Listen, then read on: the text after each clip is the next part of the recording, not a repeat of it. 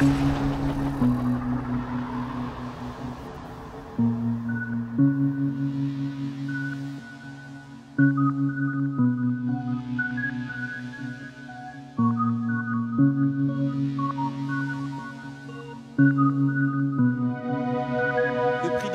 le connaissez, il existe depuis de nombreuses années, il n'y a pas de raison d'arrêter les choses qui marchent. C'est 25 000 € qui vont être remis à un gagnant à la fin de la semaine. On a confié la nomination donc de 2 artistes à 5 nominateurs. Les nominateurs, vous les connaissez, je vais les rappeler à mes côtés. C'était aussi les membres du jury du prix du livre. Je rappelle à nouveau Christophe Kandrovitch, Louise Clément, Fanny Escoulen, Claire Jacquet et Francesco Zanotte, qui vont prendre place sur les chaises qui sont là.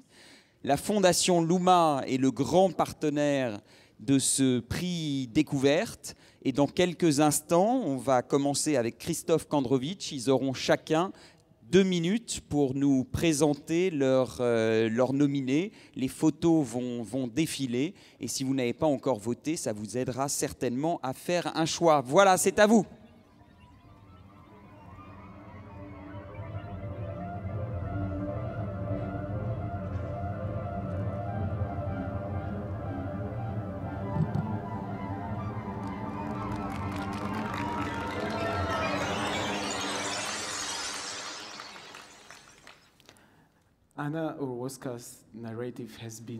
Le narratif d'Anna Orlowska a toujours été au-delà de la réalité. Elle a créé sa propre langue cinématographique et photographique tout à fait particulière qui touche aux traces des espaces. Elle exprime ce qui est invisible dans la vie quotidienne. Elle cherche des significations cachées et des états d'esprit inconscients, les peurs, les délusions, les fantaisies.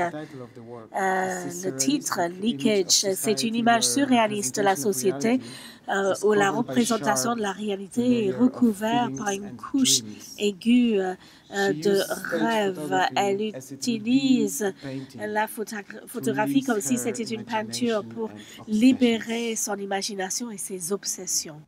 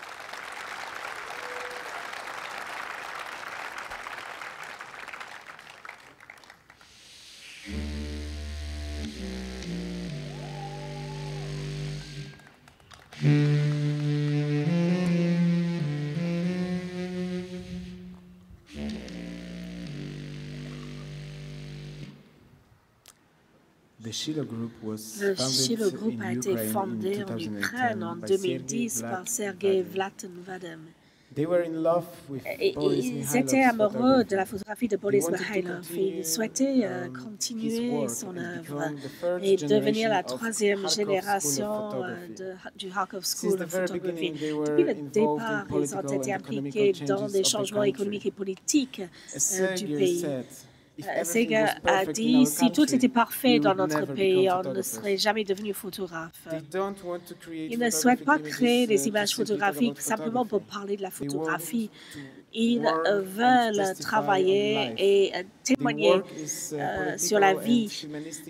Leur travail, c'est un manifeste politique et humain. Leur travail, c'est une manière d'exprimer leurs avis, leurs sentiments sur la crise en Ukraine. Ils souhaitent parler du passé, faire des commentaires sur le présent et influencer l'avenir.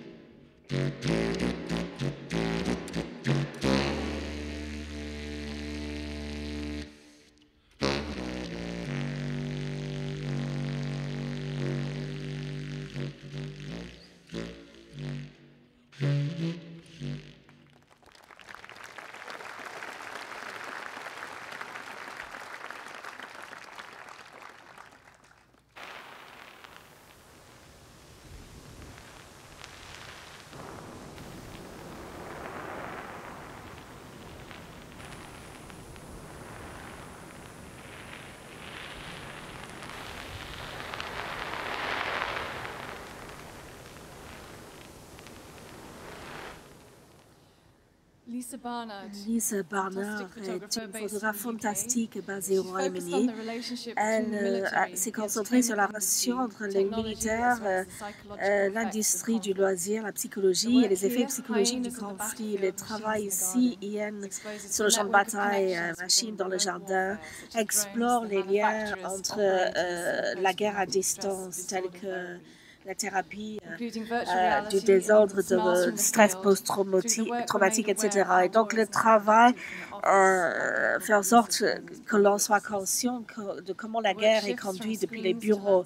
Le travail passe des écrans au paysage, de Las Vegas à Pakistan, de Afghanistan à Hollywood. Les machines dans le jardin soulignent la nostalgie américaine vis-à-vis de la technologie contemporaine. Les hyènes sur le champ de bataille regardent les coopérations qui gardent les soldats sur le terrain. Et donc, on va les réaliser simultanément afin que l'on apprécie la fragilité de notre paix relative et le fait que ce soit si précieux.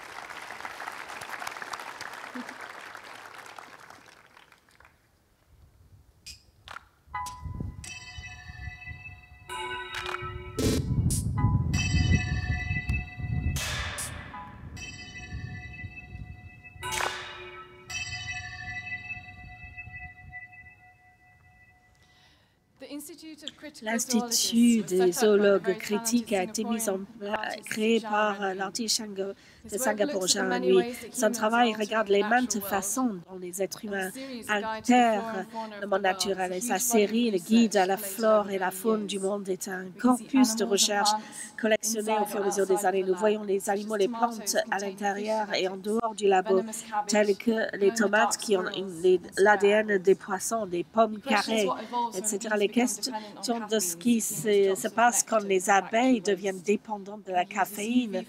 Et ils utilisent la photographie UV pour voir comment communiquent les oiseaux et les fleurs, pour illustrer à quel point on ne connaît rien sur la nature encore. Et donc, ce projet est basé sur l'expérimentation des propositions de scientifiques et nous rappelle que le développement scientifique a rendu possible ce qui est auparavant pensé impossible. Il s'agit d'un voyage pour comprendre la relation entre les êtres humains et les animaux. Nous demande d'être curieux, mais également suspicieux par rapport au monde naturel.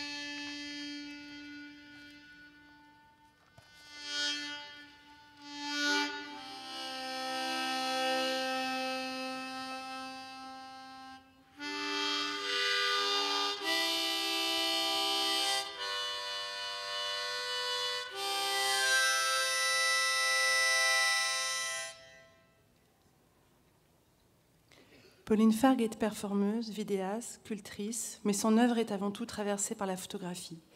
Depuis une quinzaine d'années, ses images prennent place dans des carnets, journaux intimes, recueils de pensées et archives, en prise avec sa vie familiale, amoureuse, sociale. Des carnets réceptacles où elle consigne les mots, les rencontres, les histoires, les images qu'elle plie, colle, coupe, pour les faire ressurgir inlassablement au fil de milliers de pages où photos et graphies se contaminent l'une l'autre. Tout à la fois journal, méthode d'archivage et aventure collective, les carnets de Pauline Fargue témoignent d'un processus de travail incessant où le banal devient matrice de l'étrange, où l'arbitraire côtoie le rituel et déploie une temporalité souterraine, un présent perpétuel. Pour la première fois, Pauline Fargue livre cette archive personnelle et nous en inventons ensemble une installation inédite pour les rencontres d'Arles.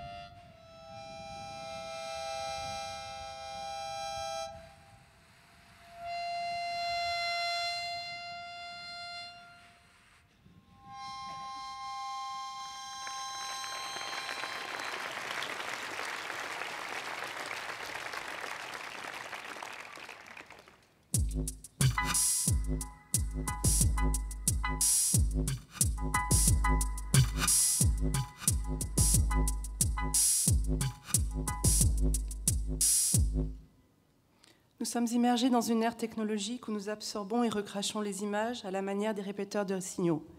Les images et vidéos que nous consommons et créons nous font appartenir à ce régime.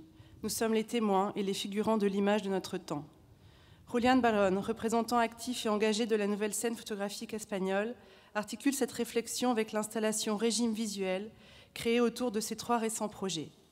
Censura est une série où les figures politiques ont été photographiées au flash à pleine puissance au cours de l'année électorale 2011 en Espagne. Les images de tauromaquia rendent compte de démonstrations de police dans des arènes devant des publics scolaires. Des captures d'écran ont permis de rassembler ce matériel trouvé sur Internet. Los Últimos Días Vistos del Rey examine la construction d'un récit historique au travers de la télévision. Son sujet, l'abdication du roi Juan Carlos I et la proclamation du roi Felipe VI en juin 2014, est observé par le biais d'une série de photogrammes tirés de la retransmission en direct de la cérémonie par la première chaîne de télévision publique espagnole.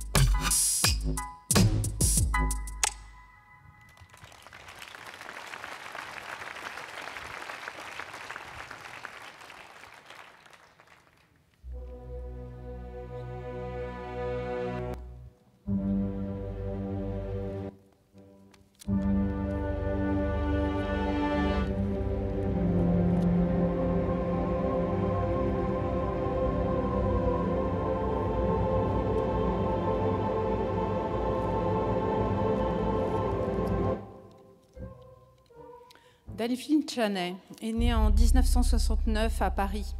C'est une photographe de mode qui publie plus habituellement ses images dans la presse et notamment dans le magazine Milk, dont elle est l'une des photographes égérie. Son sujet de prédilection est celui de l'enfance et de l'adolescence. La séquence que vous découvrez tient du cinéma. Elle est composée de prises de vue réalisées en extérieur où l'on voit une bande de jeunes partant à la conquête de l'espace. Avec leur corps de héros ou d'héroïnes en puissance, ils sont invincibles et fragiles. Rebelles, bien sûr, avec l'envie d'en découdre. La bande est la bande, bien après la famille, est le deuxième espace de socialisation. C'est la question du risque et du rite initiatique. Il progresse dans le paysage comme dans le jeu vidéo Minecraft qui se déroule à l'infini et la question est de trouver sa place dans le monde, tracer ses propres chemins. Cette série intègre aussi des portraits d'adolescents en studio. C'est la part d'ombre de chacun, tapis dans leur chambre, concentrés et prêts à tous les dangers. Il y a quelque chose de primitif à voir ces adolescents évoluer sur les rochers, une certaine animalité aussi à les voir reclus dans la pénombre comme des petits vampires. On n'est pas dans le document social, mais dans une réalité construite à l'image de cette nature morte qui révèle un décor aux couleurs pastel de chambre d'enfant, avec ce rond de couleur rouge en creux ou en plein, comme un accès à un autre monde plus intrigant et peut-être plus violent. La photographie les condamne à une jeunesse éternelle et au souvenir de cette intensité où la vie bascule dans la vie d'adulte.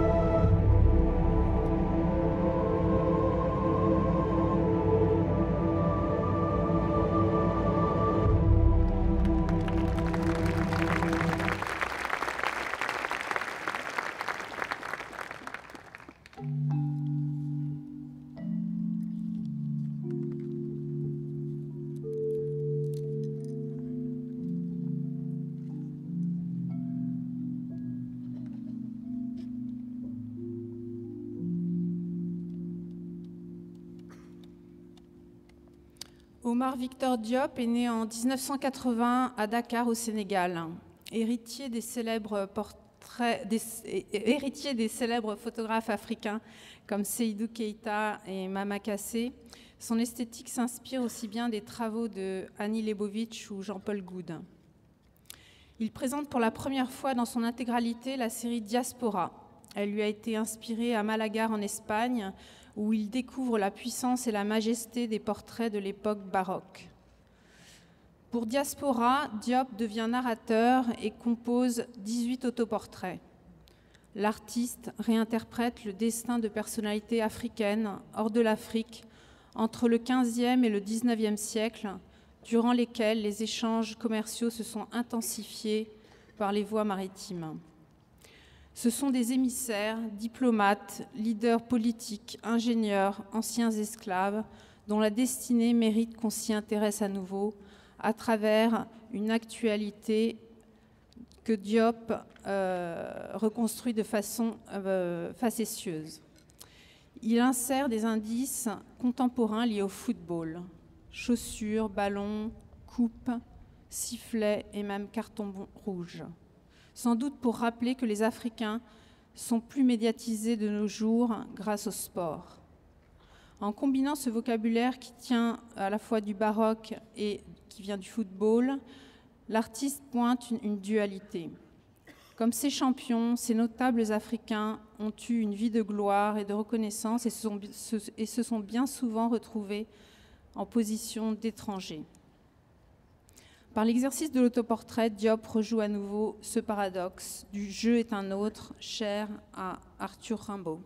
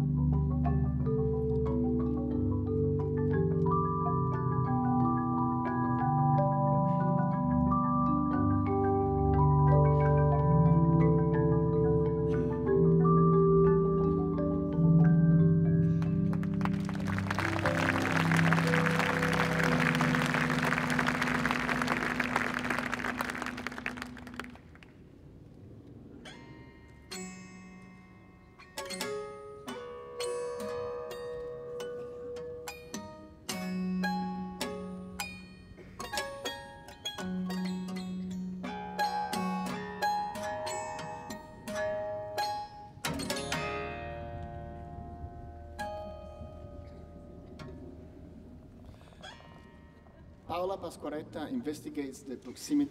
Pasquaretta regarde la proximité entre la photographie et d'autres disciplines, surtout la culture, et considère chaque impression comme un espace d'installation. Donc le projet montré ici, c'est son projet le plus récent, qui porte sur les volcans, divisé en 4 parties. Tout d'abord, il y a un groupe de petites sculptures qui reproduisent 6 volcans italiens.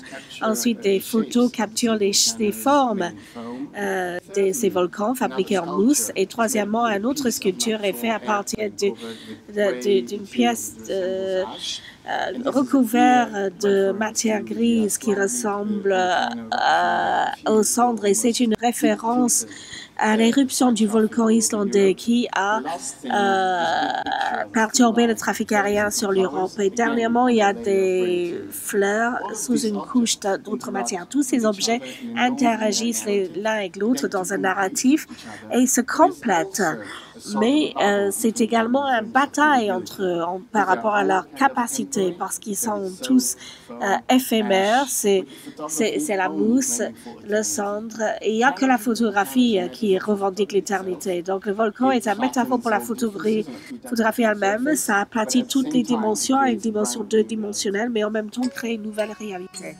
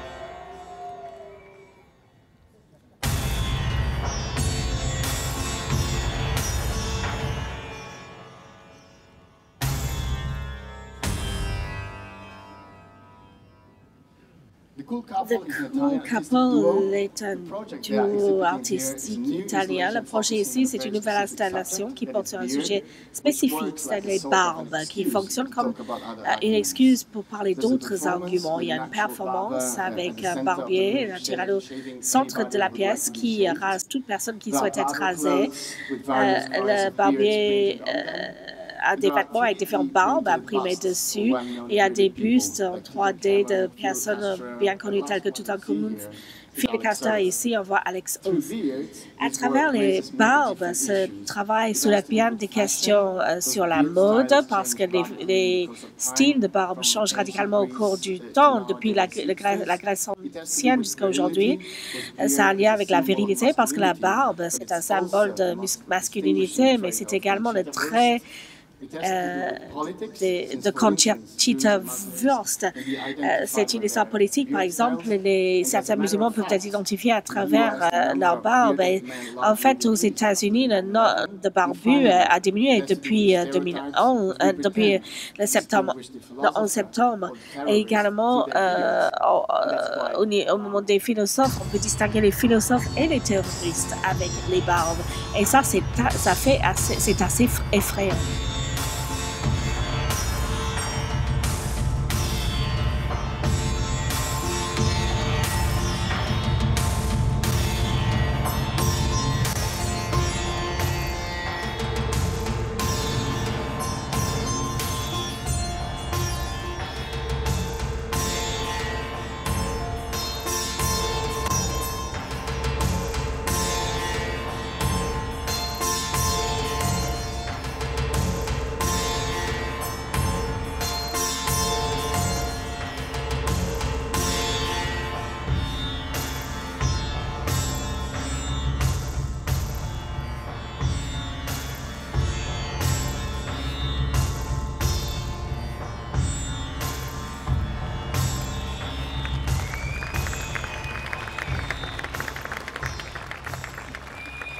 Je voudrais que les artistes nous rejoignent. Anna Orlowska, le Silo Group, Lisa Barnard, Robert Zao Renoui, Pauline Fargue. Venez, venez. Rouliane Baronne, Delphine Chanet, Omar Victor Diop, Paola Pascaretta et The Cool Couple. Merci aux 5 nominateurs. Voilà, je veux tous pouvoir vous les présenter, qu'ils soient là, que vous voyez qu'ils sont en chair et en os. Et surtout, que vous puissiez les applaudir, vraiment, franchement. Et les nominateurs, vous pouvez les rejoindre.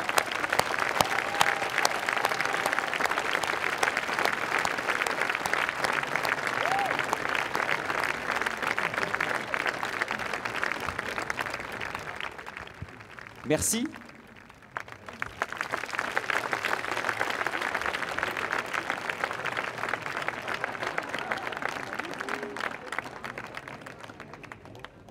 Le prix Découverte, il existe depuis des années, vous le connaissez bien, il est soutenu grâce à la générosité de la Fondation Louma. Attends peut-être, et depuis quelques jours, on avait l'animation suspense. Ah oui, l'animation suspense. Donc, à la fin de l'animation suspense, le nom.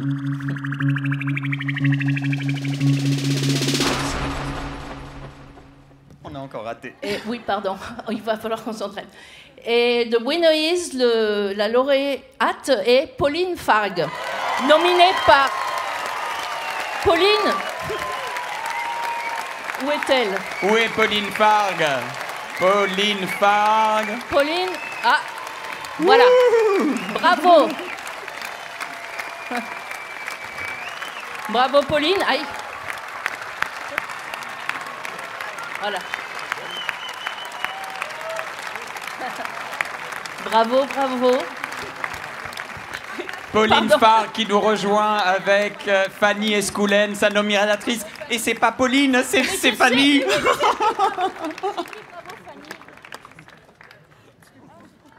Félicitations. On s'est rencontrés.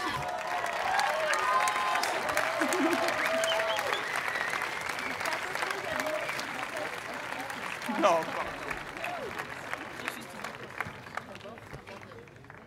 Alors, Bien, merci. Bravo, Pauline, je peux vous embrasser, moi aussi?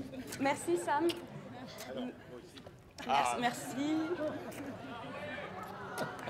Merci, Maya. Vous pourrez tous embrasser Pauline. Hein. Alors, donc, je ne vous vois pas parce que la lumière est dans mes yeux.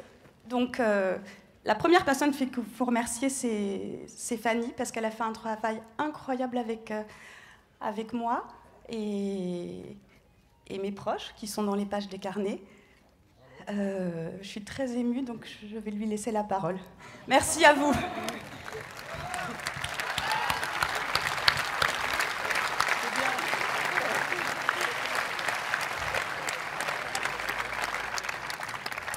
Merci pour tous pour vos votes sublimes. Merci Pauline pour ton talent et ton incroyable générosité et surtout ta confiance.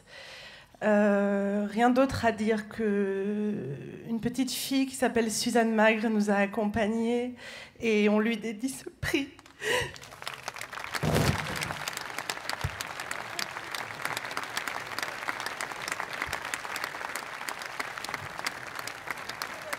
Oui, bravo. On rappelle que le lauréat ou la lauréate gagne une bourse de 25 000 euros pour... Merci, Président. À l'année prochaine, 4 juillet. Non, demain, conférence de presse à 9h. 25 000 euros pour le gagnant du prix. Et qu'est-ce que j'ai oublié de dire? Je crois que c'est tout. Allez, on passe au sujet suivant.